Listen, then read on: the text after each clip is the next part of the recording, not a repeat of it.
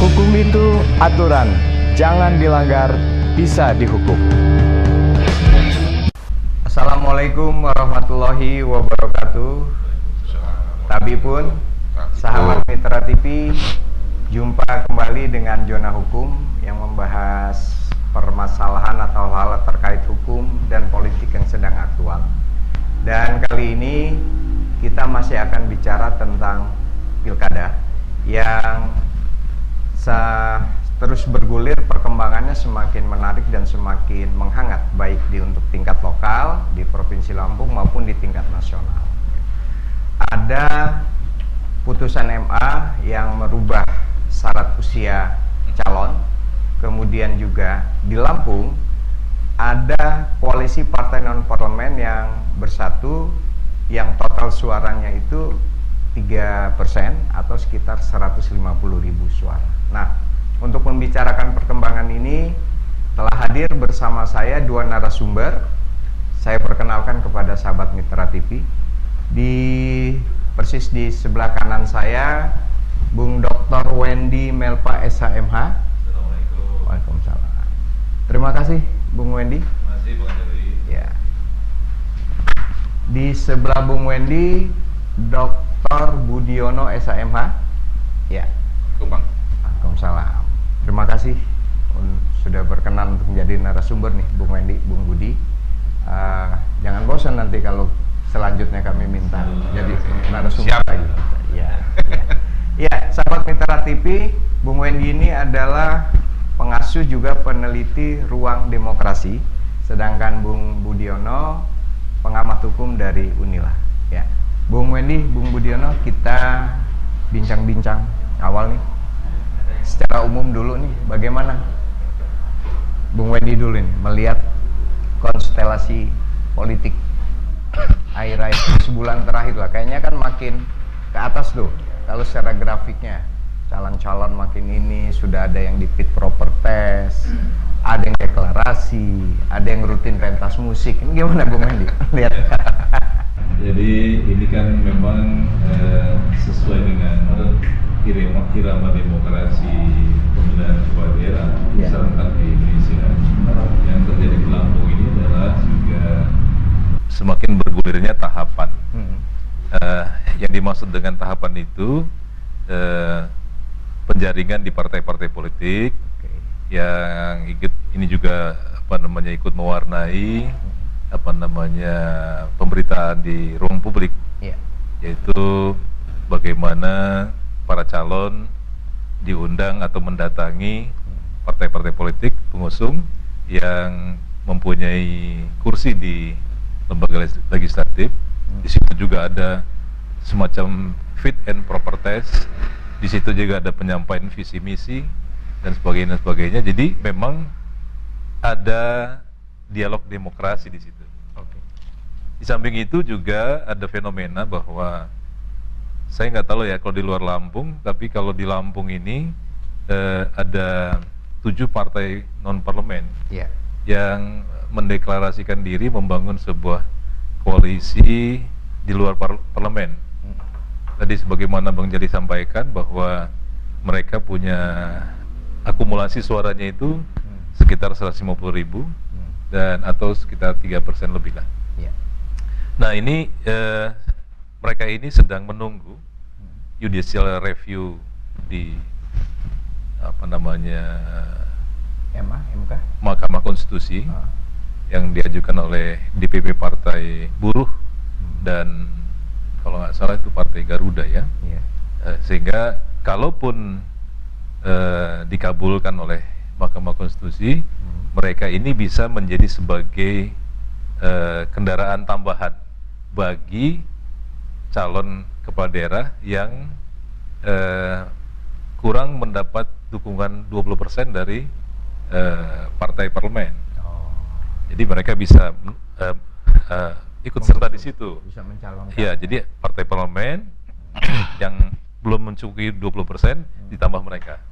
Nah, atau mungkin bersatunya mereka ini sebagai kekuatan alternatif itu juga menawarkan kepada kandidat atau calon kepala daerah bahwa mereka itu punya jaringan partai di sampai tingkat kecamatan bahkan desa barangkali, mungkin walaupun tidak semua ya.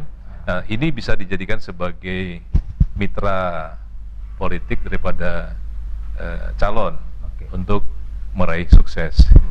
Satu hal lagi, demokrasi kita dihangatkan dengan putusan Mahkamah Agung yang baru-baru ini yang hangat, yang memberikan putusan, memberikan toleransi bahwa ada perubahan ketentuan yang harus dilakukan oleh KPU melalui PKPU-nya, itu menyesuaikan bahwa Mahkamah Agung mengabulkan gugatan Partai Garuda untuk memberikan waktu atau usia 30 tahun bagi calon kepala daerah. Terhitung efektif sejak dilantik sebagai kepala daerah. Jadi saya kira itu juga menjadi hal yang menarik untuk pengkayaan demokrasi kita, dan bisa nanti kita elaborasi. Sesungguhnya dalam perspektif hukum seperti apa ini gitu. Ya, kira itu. Ya. Kalau Bung Budi gimana melihatnya? Secara umum dulu nih. Ya, kalau saya sih melihatnya menarik. Artinya makin hangat aja pilkada ini. Dan memang itu harapan kita. Makin artinya kan masyarakat masih concern terhadap pilkada ini. Walaupun itu dimotori oleh gabungan partai politik dan parlemen. Dan sebenarnya memang kalau memang mau konsisten, kita itu kalau memang setiap partai peserta pemilu itu bisa mengajukan calon. Tapi melihat kondisi yang kemarin, putusan MK terhadap Presiden calon, itu kan open legal policy. Dibilangnya open legal policy. Dan kemungkinan sama juga dengan yang terjadi, yang akan digugat ini ya. Karena kalau konsisten ya, tapi kalau nggak konsisten ya kerok ya. Kalau ngomongin MK itu konsisten, nggak konsisten itu kadang-kadang konsisten, kadang-kadang nggak konsisten.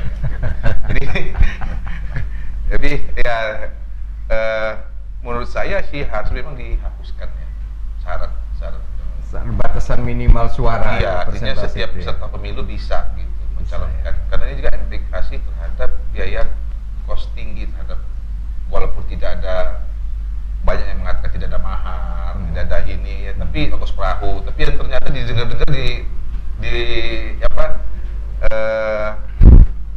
bahwasanya pasti ada lah ongkos perahu itu ya.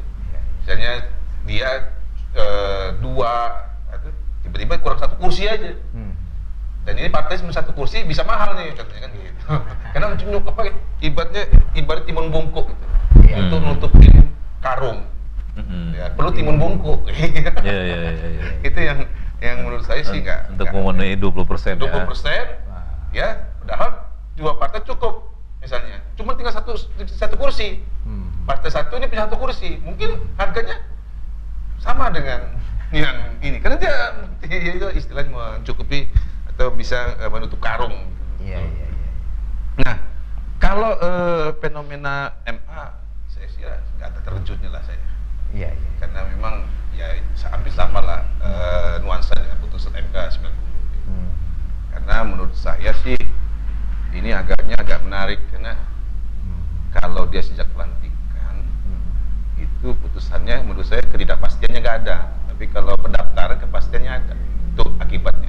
Kalau dia menunggu pelantikan dan pelantikan nggak jelas, akibatnya apabila calon yang belum cukup umur 30 menang di pilkada, tiba-tiba di pelantikan itu ternyata nggak sesuai estimasi dia, kan bisa diulang kan? Sebelum 30 atau iya, artinya misalnya saya 30 Desember itu 30 atau Januari itu 30 nantinya.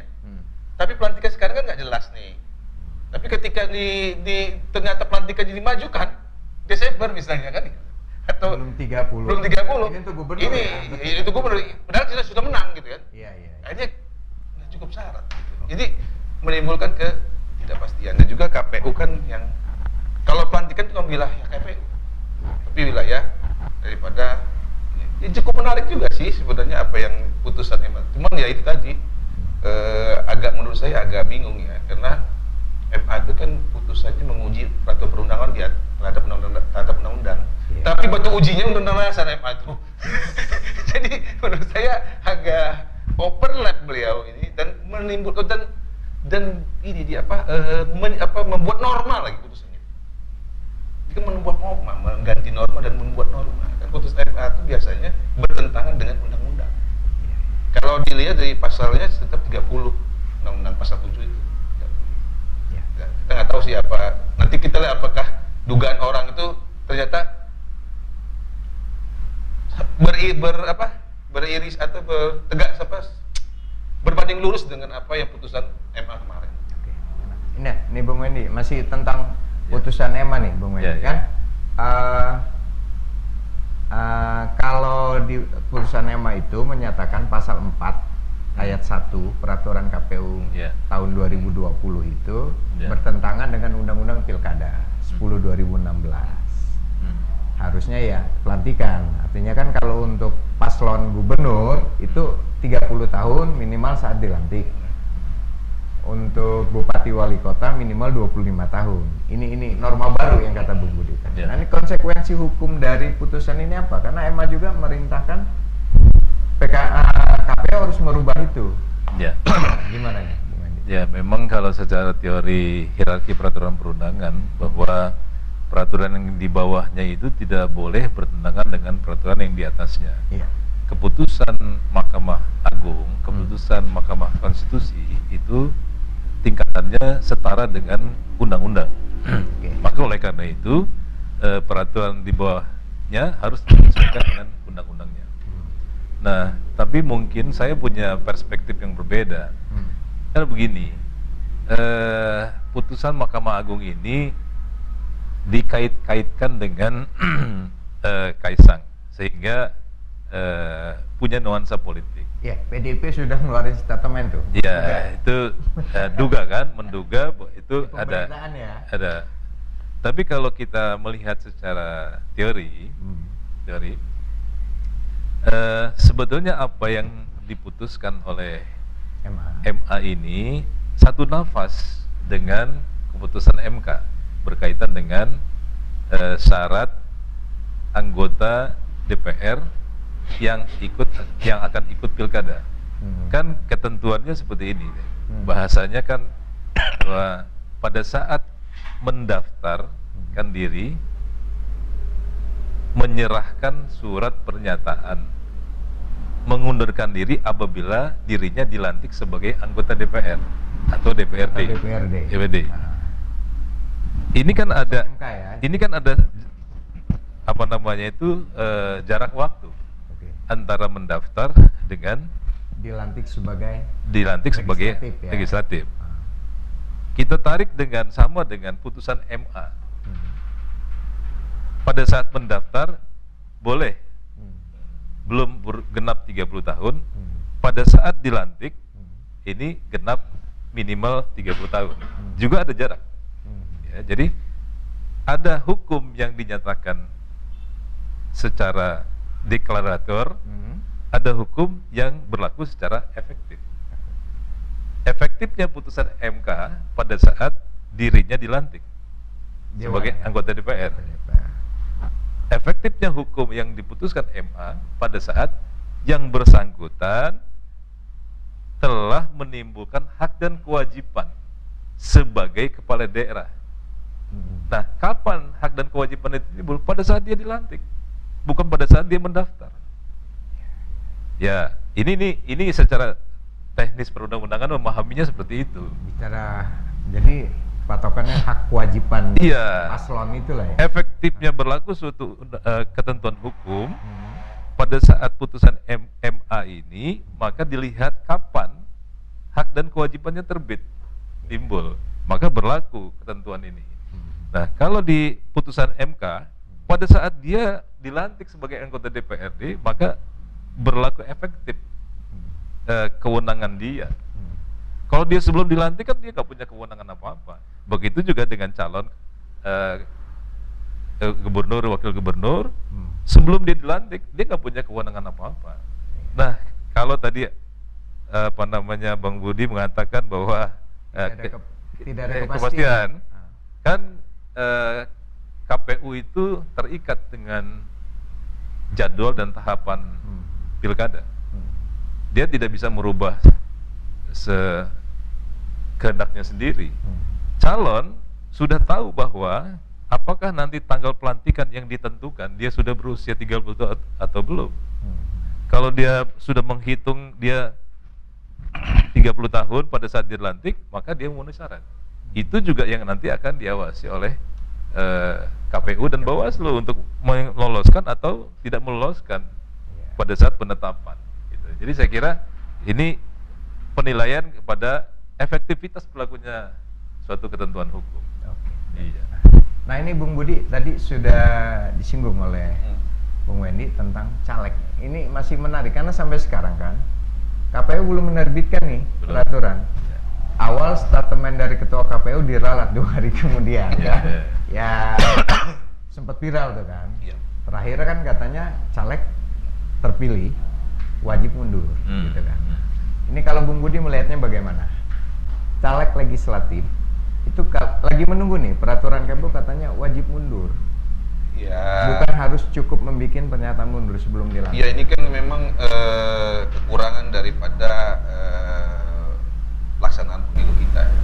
Seharusnya memang seperti apa yang pernah juga Bang Wendy sampaikan. Kalau memang mau konsisten itu pemilu lokal dan pemilu lokal sama pemilu nasional dipisahkan. Enggak ada istilah mundur dan tidak mundur ya. Mulai dari DPR pusat itu mencalonkan ke kepala daerah di provinsi maupun kabupaten. Tapi kalau DPRD sama kepala daerah itu disatukan ya, nggak ada lagi istilah mundur kapan dilantik, kapan di. Kalau itu kita konsisten terhadap bahwasannya rezim pemilu kan. Pilkada kan ada rezim pemilu juga. Kenapa nggak disatukan aja? Cuma beda waktu berapa waktu? Kenapa nggak disatukan? Sehingga fenomena yang terjadi sekarang ini bahwasanya harus mundur atau tidak mundur itu jadi nggak perlu lagi. Jadi nggak ada tidak akan pro kontra lagi gitu kan. Nah, baik dengan pernyataan bahwasanya memang di syahadat patut itu putusan MK yang menyatakan dilantik pada saat dilantik. Nah, kalau yang kata Bang Wendy tadi, kalau Bang dianalogikan kepala daerah dengan calon kepala dengan beda kan. Kalau pelantikan DPRD sudah jelas tanggal berapa. Cuman ya nggak mau ngelantik aja kan mundur kan gitu. Jadi gitu artinya gitu kan bisa aja. Tapi pelantikan serentak tanggal sekian. Kalau pilkada kan belum tentu. Kapan tanggal berapa? Serentak ya apa tanggal 1 Januari atau berapa bisa aja 6 bulan kan ada prakteknya apa? Sidang Mahkamah Konstitusi kan. Yang menurut saya memang karena nggak fair tadi ya DPR ataupun seluruh lembaga negara atau bahkan ASN seperti saya ini kalau mau nyalon kepala daerah itu harus mundur. Padahal kalau bicara mundur itu dengan alasan apa? Dengan alasan kepentingan menggunakan kekuasaan. Lembaga yang berhak yang bisa melakukan penyalahgunaan kekuasaan itu eksekutif sebenarnya. Dan makanya kepala daerah, presiden dan sebagainya kan gitu. Dia punya infrastruktur dan suprastruktur. Kalau DPR apa? Nah, dan ini nggak terjadi di dalam proses keadilan elektoral itu nggak ada di dalam kontestasi pilkada. Kepala daerah petahana nggak boleh mundur, sementara DPR yang belum dilantik juga logikanya memang belum dilantik, belum mundur. Kenapa harus menyatakan mengundurkan diri? Mengundurkan diri jadi pencalonan kalau memang mau konsisten di penetapan gitu kan. Jadi pas waktu pelantikan itu pelantikan serentak, yang DPR-nya kan di ini. Tapi ya karena udah putusan MK sejak dilantik. Berarti gini dong, ada kemungkinan nanti kalau nanti peraturan KPU baru ya enggak, karena mewajibkan akan nanti harus caleg terpilih harus mundur, bukan bikin pernyataan. Iya kan memang mundur. Aneh kalau peluang ada diuji lagi nih kayak Emma nih PKPU tuh. Iya kan memang kan aneh menurut saya. Kan ini dia kan belum dilantik, belum menjabat. Kayak saya ASN belum menjadi belum mundur kan nggak mungkin. Ya apa gitu yang menjadi ininya gitu kan. Jadi bagusnya kalau memang kayak gitu mundur aja semuanya. Kayak petahana kan Bung Wendy pernah ya mundur dong. Harusnya petahana. Kalau memang kita ingin menerapkan keadilan dalam pemilihan. Gitu. Jadi sama-sama dengan semua. Gitu. Semua mundur sekalian semua. Jangan aja ASN mau mundur. Saya di beberapa podcast juga mengatakan seharusnya kan gini loh. Kalau kita mau bahwasanya equality before the law, persamaan di muka hukum dan pemerintahan, masa ada satu lembaga yang tidak mundur dalam kontestasi, sementara yang lain suruh mundur. Kan satu enggak filosofi mundur itu apa sih? Salah satunya adalah untuk mengurangi konflik kepentingan. Lama yang belum dinyala suruh mundur itu kan menggunakan kekuasaan itu belum bisa suruh mundur, kan gitu. ASN suruh mundur. Petahana malah nggak perlu. Iya, ya saya bilang tadi kan mereka yang punya cuman cuti masih bisa menggerakkan ya aparatur di bawahnya. Ya Bang Wenin kan pernah jadi kepala daerah kan. Bagaimana bisa saja menggunakan memudahkan gitu kan. Ya enggak, ini kan praktek di lapangan gitu kan. Kalau memang mau fair maksud saya mundur. Atau mungkin desain pemilu akan datang ya. Pemilu lokal itu diterapkan. Saya kira gini Bang Jali. Jadi memang alasan konstitusional kenapa anggota legislatif harus mengundurkan diri ketika dia mengikuti kontestasi pilkada. Alasan konstitusionalnya adalah supaya anggota DPRD ini atau DPR tidak menyalahgunakan wewenangnya, ya kan? Itu. Nah, kita lihat wewenangnya DPRD ini apa sih? Ya? Legislasi dalam hal penyusunan peraturan perundang-undangan. Yang kedua penganggaran. Yang ketiga pengawasan. Ya kan? Ya memang agak sedikit menggelitik nih ya, orang belum baru dilantik apakah sudah bisa menjalankan 3 wewenangnya ini. Tapi oke lah, itu namanya normatif ya.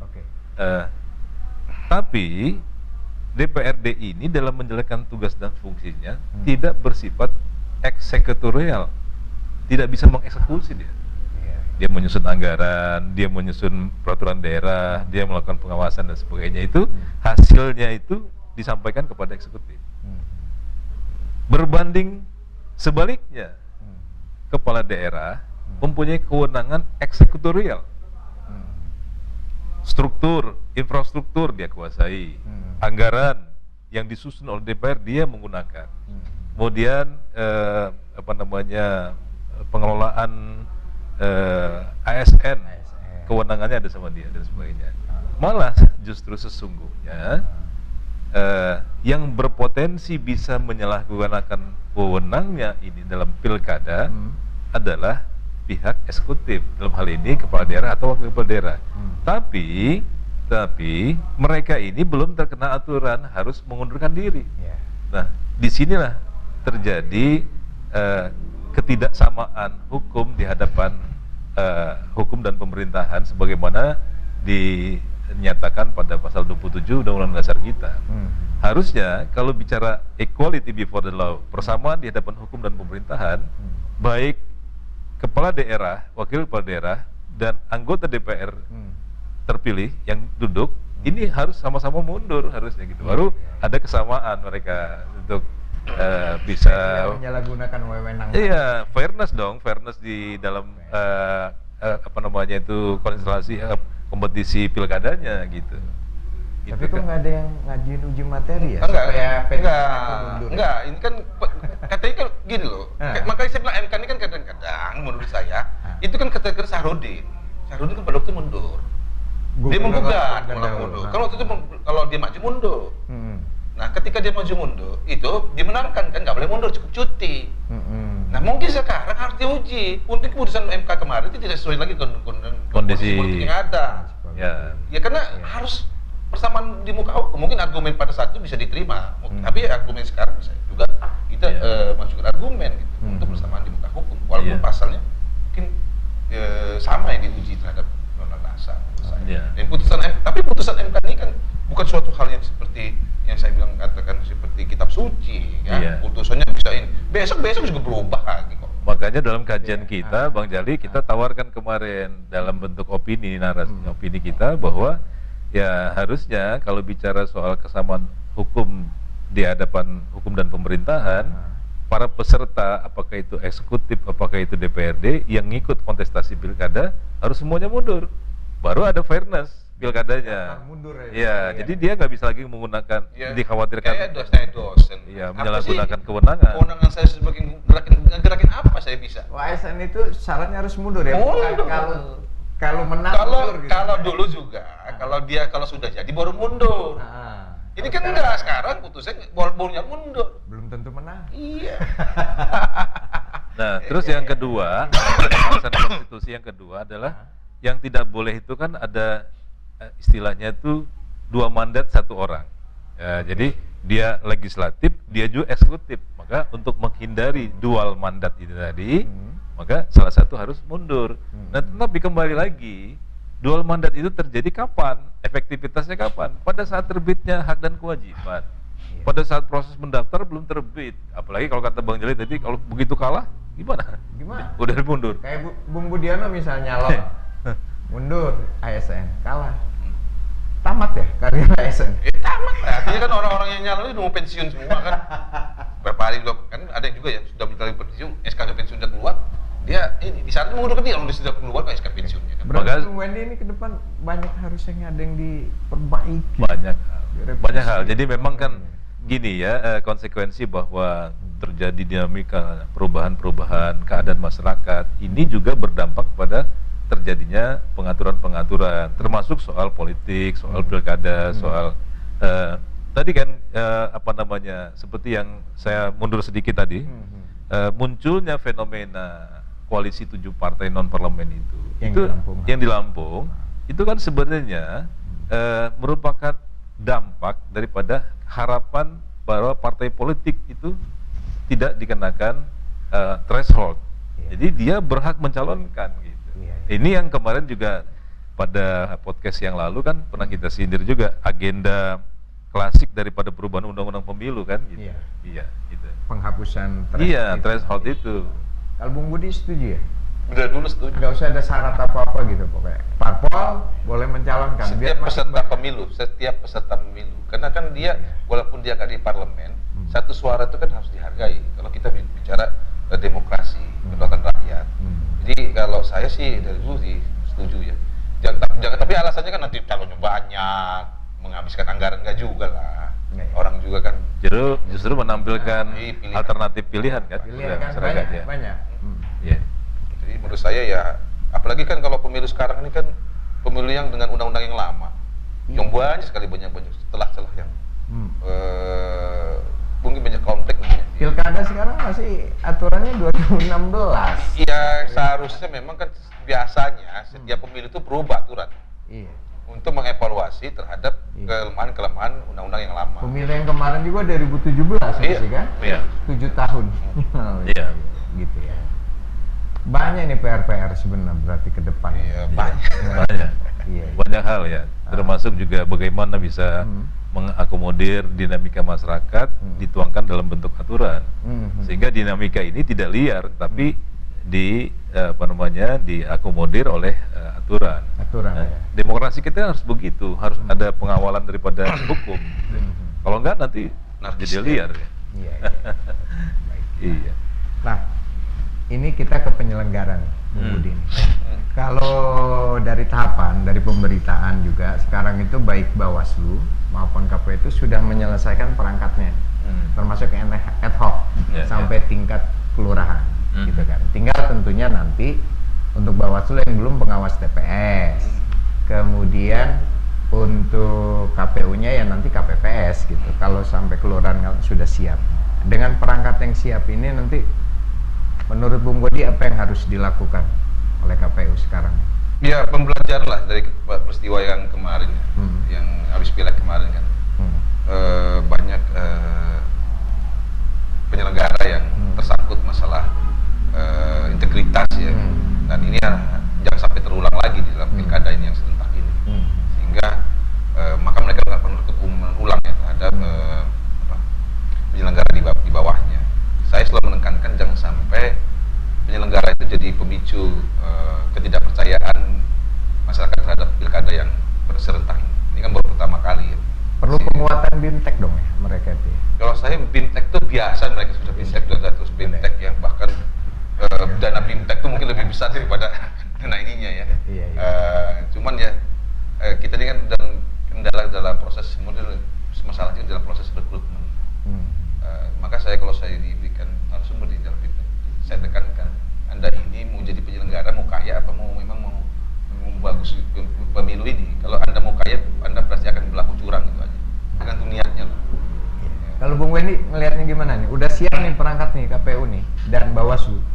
Ya, jadi memang ukuran mentalitas dan integritas daripada penyelenggara negara ini menjadi penting dan menjadi satu parameter ya.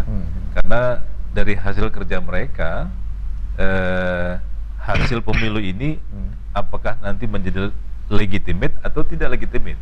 Nah, oleh karena itu saya kira para penyelenggara harus belajar dari keadaan. Kemarin kan ada banyak hal yang muncul ketika pemilu legislatif dan pemilu presiden. Saya kira apa yang terjadi ini harus dievaluasi dan menjadi sebuah keinginan bersama bagaimana membangun sebuah pemilu yang legitimate. Itu juga harus diawali, diikuti, dikerjakan dan diberikan contoh oleh para penyelenggara dari semua tingkatan gitu. Jadi jangan sampai justru penyelenggara kok malah membuat hal-hal yang menjadikan pemilu itu meragukan hasilnya. Nah, jadi ini kita masih punya waktu. Apalagi pilkada ya. Pilkada ini biasanya lebih sensitif ya. Oh iya. Karena banyak saudara, teman ngalamin nyalon. Iya. Dan pilkada ini beda dengan pemilu legislatif ya. Pemilu legislatif kan ada peringkat kedua, peringkat ketiga, perolehan suara ya. Kalau pilkada ini nggak ada peringkatnya, nggak ada yang hampir menang, nggak ada. Yang jadi ya cuma satu, itulah satu pasangan. Yang nggak cukup suaranya ya udah dianggap kalah. Iya, karena kan di pilkada tidak ada aturan pemenang itu 50% per satu ya. Peraih suara terbanyak kecuali DKI ya. Iya. Oh, DKI ada perkecil. Iya, kecuali pilkada DKI ya. 50 per 1. Lebih dari 2 pasang calon. Harus 50% per 1. Oh, iya. Memang ada undang-undangnya khusus mereka itu. Kalau dia ini apa 2 ya nggak ada lagi lanjutan daripada pemilihan. Gitu ya. Baik. Nah, sekarang kita kembali lagi mengamati iklim politik di Lampung nih, gitu kan. Tentang kemungkinan berapa jumlah calon yang akan muncul, apakah kemungkinan nanti akan ada kota kosong. Kalau calon perseorangan tadi kayaknya sudah close, nggak ada nih statement. Langsung ke Bung Wendy, Bu. Ini kan ada beberapa calon yang sudah mulai muncul untuk pilgub nih, pilgub ya. Pilgub Lampung. Iya. Kalau analisa dan prediksi Bung Wendy ini nanti akan berapa calon sih yang akan tarung di pilgub Lampung? Ya, terima kasih Bang Jali. Idealnya semakin banyak calon itu demokrasi semakin tumbuh karena di dalamnya ada alternatif pilihan rakyat. Jadi rakyat itu diberikan kebebasan memilih sesuai dengan visi, kemampuan, integritas, jam terbang dan sebagainya. Tapi kemudian ini itu kan secara umum, secara khusus ini dibatasi oleh ketentuan bahwa yang dapat mengusung pasangan calon itu adalah partai politik pemilik kursi di DPR yang jumlahnya minimal 20%. Ini yang jalur partai politik. Kemudian ada jalur yang non partai politik atau independen. Tapi kalau yang independen saya kira tahapannya sudah berlalu, sudah lewat. Jadi bisa dipastikan jalur independen perseorangan untuk pilgub Lampung ini nggak ada calon. Untuk kabupaten juga kayaknya nggak ada. Nggak ada, karena tahapannya sudah lewat ya. Nah, terus kemudian beranjak dari ketentuan tadi itu bahwa prediksi tentu kalau dukungan partai politik ini terbagi rata, maka hanya ada kemungkinan 4 pasang calon di Lampung, pilgub Lampung. Kan 20%. Jumlah kursi dewan kita apa? DPRD Lampung 85 ya? 85 dari 20% dari 85. Kan tentu karena perolehannya tidak sama partai politik ini, tentu ada yang lebih dari 20%. Iya. Makanya kemungkinan maksimal 4 pasang. Tetapi dalam praktiknya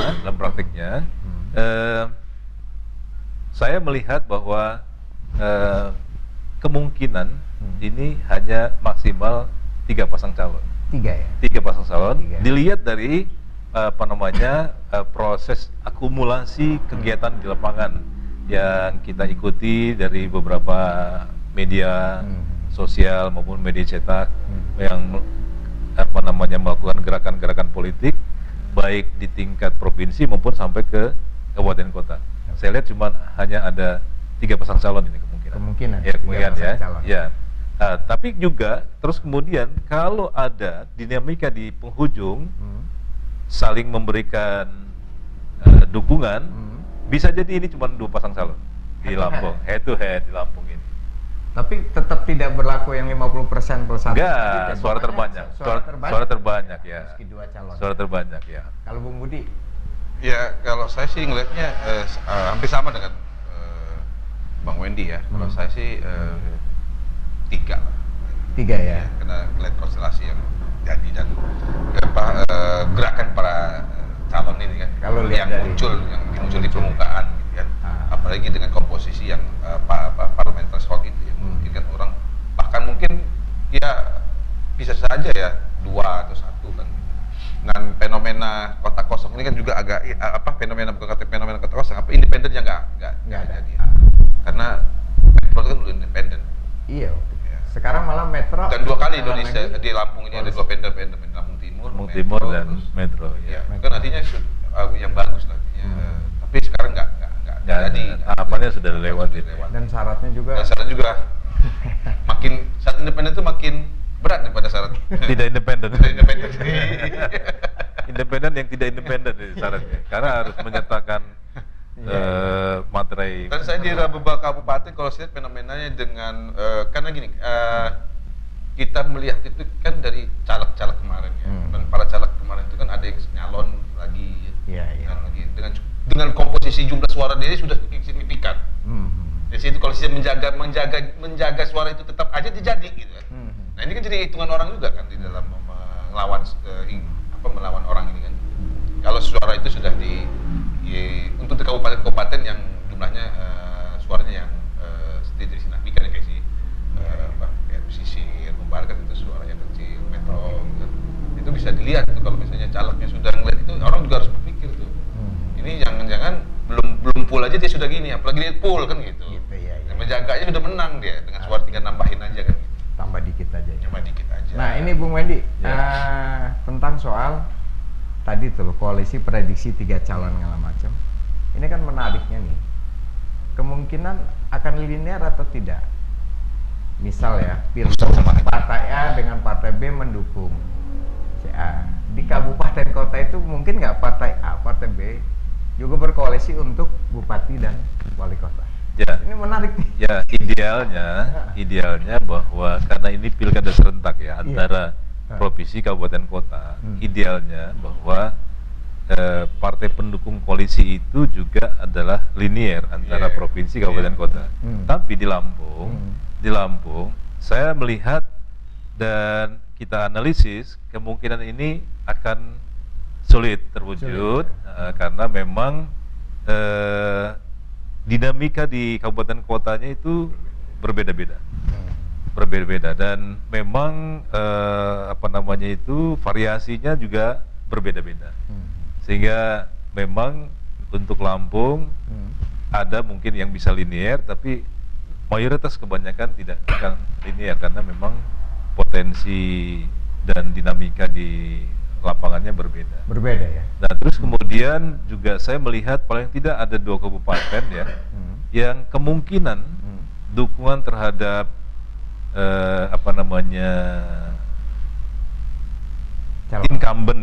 incumbent karena memang berhasil di tingkat pembangunannya dipersepsikan oleh masyarakat dan oleh kekuatan politik di daerah itu, maka kecenderungan mengkristal dukungannya sehingga saya menduga ketika incumbent ini nanti menyatakan diri tampil mendaftar di KPU secara resmi, sepertinya akan berhadapan dengan kota kosong nih.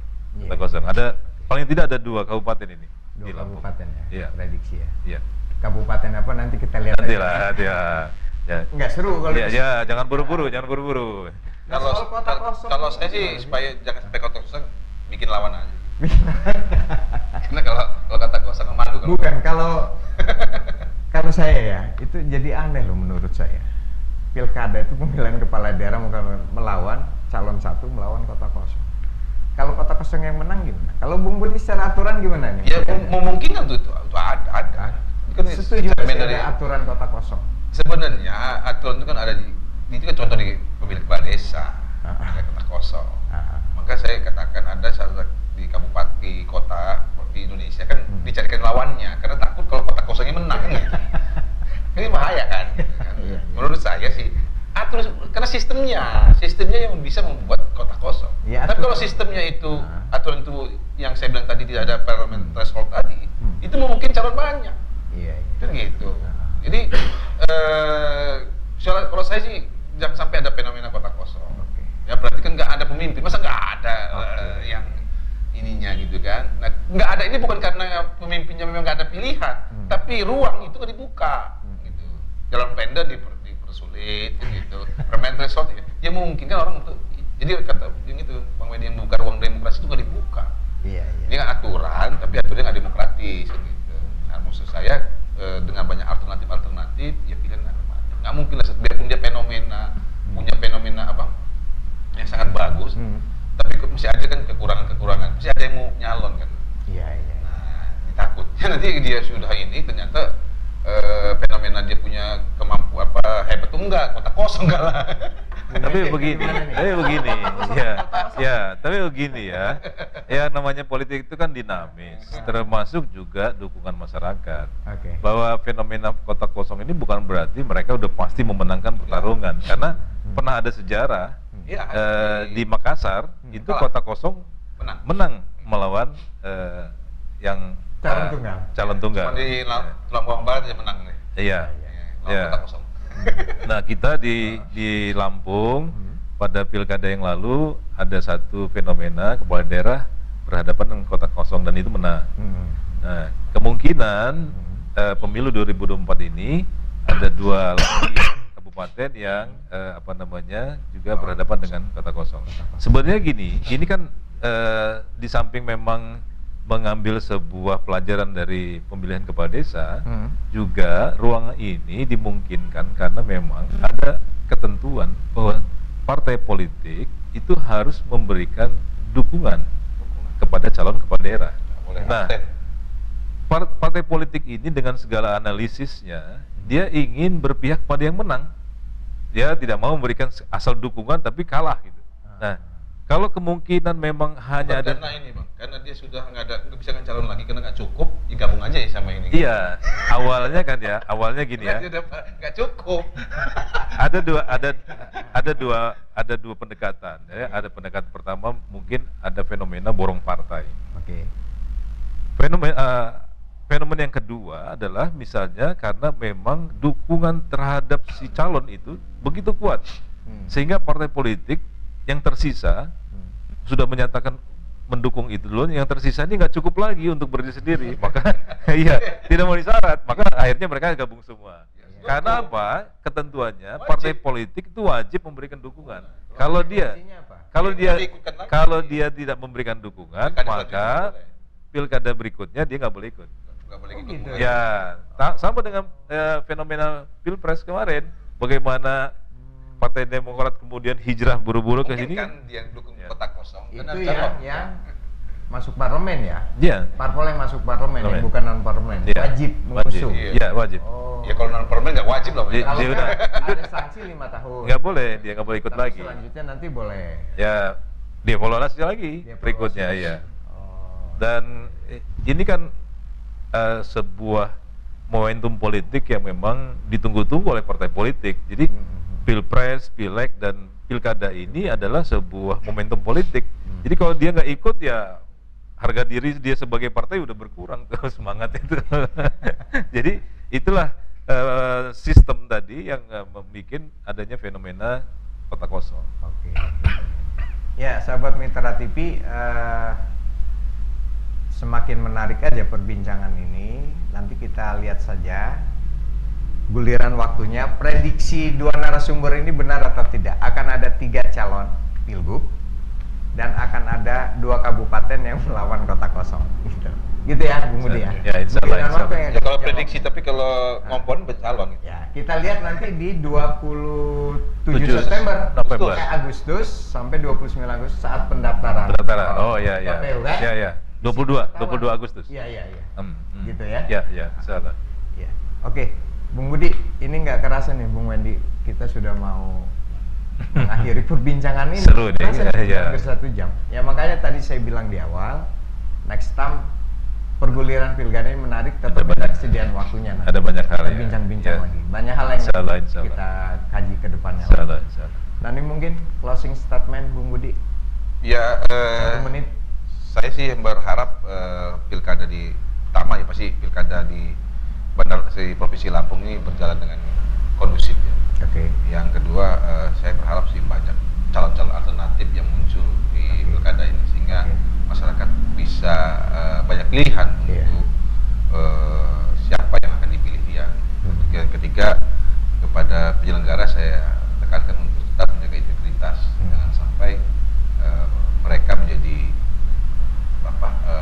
pencetus gitu, menimbulkan yang ketidakpercayaan terhadap pilkada yang menjadi ini. Untuk pemilih gimana? Untuk pemilih ya kita selalu menghimbau pemilih yang cerdas, jangan gunakan golput. Ya. Iya. Tapi kalau calon tadi cuma calon tunggal, lawan kota kosong, itu kan fenomena golput kan akan tinggi kan gitu. Iya. Karena kalau kita menghimbau pemilu cerdas, tapi sistemnya seperti ini, ya susah kita untuk menghimbau kepada mereka untuk ikut serta dalam pemilihan. Walaupun sebenarnya 20% 10% pun peserta pemilih yang ikut ya tetap sah. Cuman legitimasi kan nggak akan kuat ketika hanya 10%. Bung Wendy, closing statement. Ya, Bang Jali, jadi saya kira bahwa dinamika pemilu pilkada dalam hal ini adalah sebuah proses pematangan dan pembelajaran kepada semua pihak, baik pemilih, penyelenggara, bahwa memang demokrasi kita sedang tumbuh. Nah, di dalamnya tentu ada hal-hal dinamika positif yang bisa kita akomodir. Nah, ini juga berimplikasi kepada perubahan-perubahan aturan, perubahan-perubahan sistem. Nah, oleh karena itu hukum juga bertransformasi dengan adanya dinamika politik yang terjadi dalam rangka pilkada dan pemilu ini. Gitu. Jadi kita optimis saja bahwa optimis bahwa ini adalah sebuah proses perbaikan demokrasi kita. Iya. Gitu. Jadi intinya mari kita sambut pilkada dengan riang gembira ya. Ya, harus dong. Semangat Semangat. demokrasi. Ya, harus begitu. Harus begitu dong. Ya, sahabat Mitra TV, inilah akhir kebersamaan kita kali ini. Zona Hukum minggu depan akan hadir kembali dan saya tiada bosan untuk mengingatkan kepada kita semua bahwa hukum itu aturan, jangan dilanggar, bisa dihukum. Saya Rajali Umar pamit. Wassalamualaikum warahmatullahi wabarakatuh. Salam Zona Hukum. Makasih, Bung Wendy. Bung Budi. Makasih.